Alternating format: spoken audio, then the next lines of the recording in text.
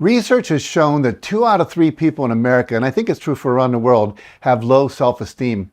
And I often say at my live events, look to the right, look to your left, one of you is okay, 2 of you are in trouble. And when your self-esteem and your self-confidence are low, it can cause you to settle for unfulfilling and even abusive relationships. It can cause you to not take the necessary risks that are required to achieve your dreams, and it can cause you to not ask for what you truly want and to settle for much less than you deserve in life.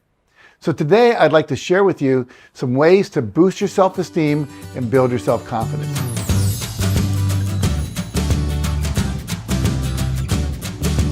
For starters, let me tell you that I did not always have self-esteem. My biological father was a heavy drinker, and I was often the victim of his raging anger when he drank, until my mother finally divorced him when I was 6.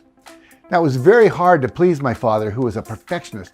And so I grew up often thinking that I was not enough, I was not good enough. However, after many years of therapy and attending lots of workshops, I was able to build a high level of self-esteem. Because what I learned was that it was not that I wasn't good enough, it was that the thought I had, or the belief I had, that I wasn't good enough. And as I learned when I was in a doctoral program in psychological education at the University of Massachusetts, we almost all have a core belief that we're not enough in some way. You can simply fill in the blank. See which one fits for you. I'm not smart enough. I'm not pretty or handsome enough. I'm not athletic enough. I'm not articulate enough. I'm not lovable or worthy of love enough. I'm not competent enough, rich enough, skilled enough, talented enough, funny enough, and on it goes. Simply put, I am not blank enough, and you can fill in your own blank. And we all have something to fill that blank in with. Now, Dr. Nathaniel Branden, one of the pioneers in the area of building self-esteem, says that high self-esteem is a function of feeling lovable, competent, and significant. Now, lovable is a function of your own beliefs about your intrinsic worth and lovability. Competent means that you believe you can handle whatever life throws at you, that you can create results that you want in life, and you can deal with any challenges and setbacks that you may confront. Now, significant means that you experience that your life matters, that in some way that who you are and what you do matters to others, makes a difference in their lives. So let's look at some of the ways to increase our experience of being lovable, capable, and significant, and thus your self-esteem. Now, this can become a 3-day seminar because there are so many ways to do this, but let's focus on just a few basics that you can begin to apply today. First, let's look at how to increase your experience of being lovable. Now, to max out your lovable quotient, you would need to believe that every part of you is perfect just the way you are. Now, that doesn't mean you can't grow and improve, but that you're okay where you are right now. That all of your feelings are okay to fully express. That it's okay to be angry, to be scared, to cry, to be confused, to not know, to want more, to be tired, to feel overwhelmed, to feel lost, as well as to feel proud, enthusiastic, hopeful, excited, joyful, happy, appreciative, and so on. The full range of your human emotions.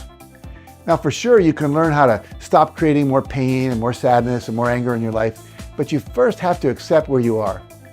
Now, women can be angry and men can learn to cry. Many of us have been conditioned out of that by being told that women should be more ladylike and men shouldn't be sissies. And when we accept that, we shut parts of ourselves down as unacceptable. And my invitation is to take the risk to share something you feel strongly about that you've been afraid to share with someone this week.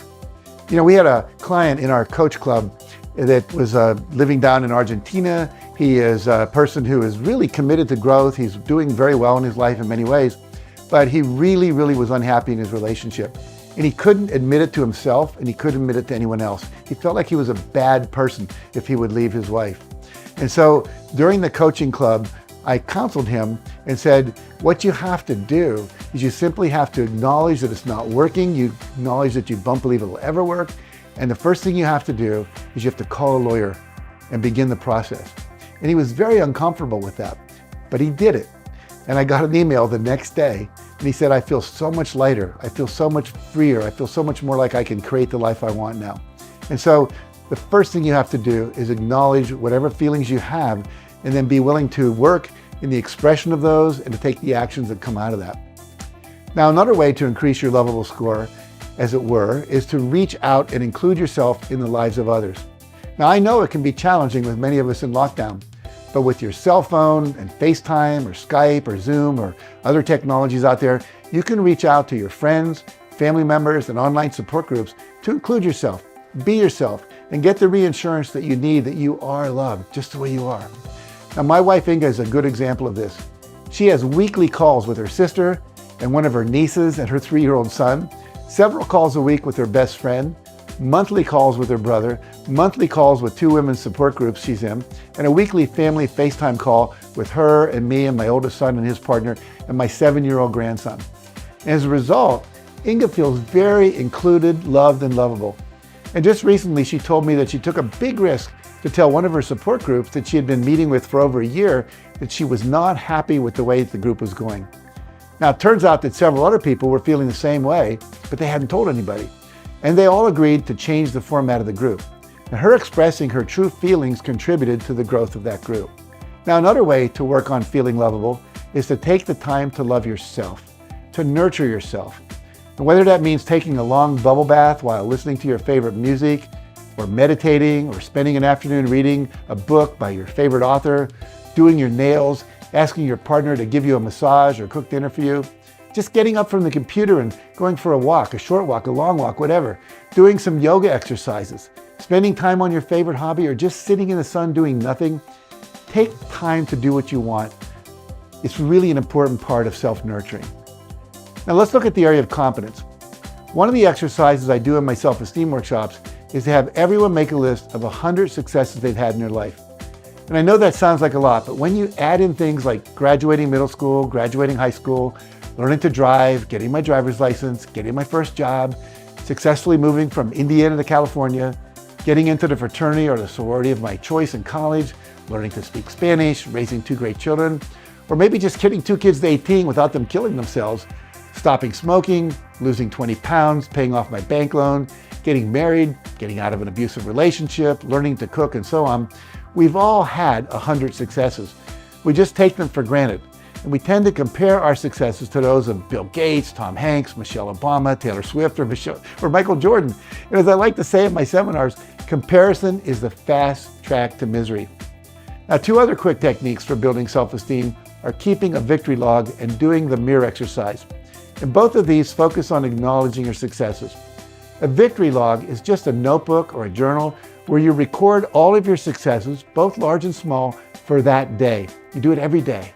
These don't have to be big. They can include things like, I got up on time, I made it to work on time, I ate a healthy breakfast, I didn't eat that chocolate cake that was offered to me, I exercised on the treadmill, or I did my Pilates for 30 minutes, I meditated, I repeated my affirmations and visualization exercises, I called 5 prospective clients, I did a really good coaching session with Alice, I spent quality time with my kids today, or I read about how to increase my social media presence. For 20 minutes I did that.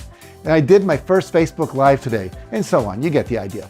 Now, the mirror exercise, which you can read about in more depth in the Success Principles book, is simply standing in front of your largest mirror before you go to bed at night and speaking to yourself in a very structured, self-affirming way.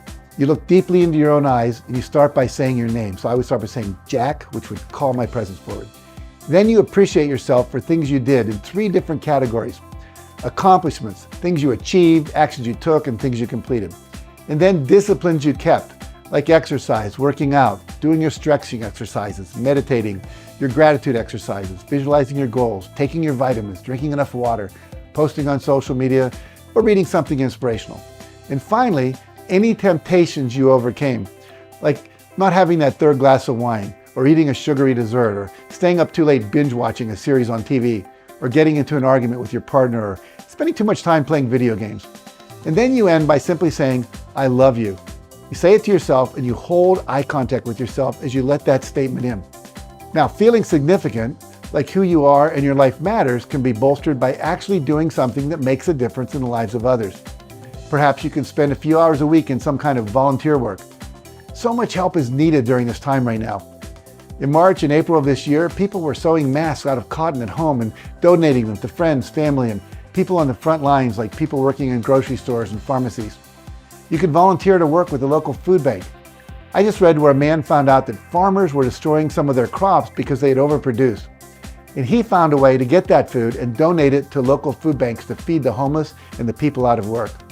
People are needing COVID-19 testing. People are volunteering to do that. Single parents with jobs need childcare. Lonely people need someone to talk to. People who've lost loved ones need grief support. And there's struggling entrepreneurs who need coaching and business advice that you might have. Now, even just contributing money to local and international organizations that are rescuing dogs and cats, housing refugees, working for social justice, or working for environmental sustainability can give you a greater sense of making a difference, give you a sense of meaning and purpose. So find a way to make a difference in someone else's life. And here's another simple one. Drop out of the Ain't It Awful Club. And by that I mean, make a list of everyone you hang out with in any way, whether it's in person or online, and ask yourself, does this person lift me up or do they bring me down? Do they inspire me or do they expire me? Do I feel better about myself after I've spent time with them, or do I feel worse about myself? And then eliminate contact with those people that bring you down. The complainers, the whiners, the excuse makers, the negative gossips, the pessimists. They're just generally negative people. And surround yourself with positive people who uplift you, believe in you, support you, encourage you, and want the best for you. Now, if you can't find them in your circle of friends and family, find them online on YouTube, Facebook, Instagram. Watch some TED and TEDx talks and so on. There are literally thousands of hours of video, podcasts, and free courses online that can uplift you. For example, you can simply type into your search bar, top 100 motivational podcasts, and you'll come up with some great ones. I have a close friend who listens to 2 hours of these every day, and she is now one of the happiest and most productive people I know. And this is so much better than watching 2 hours of negative news on television.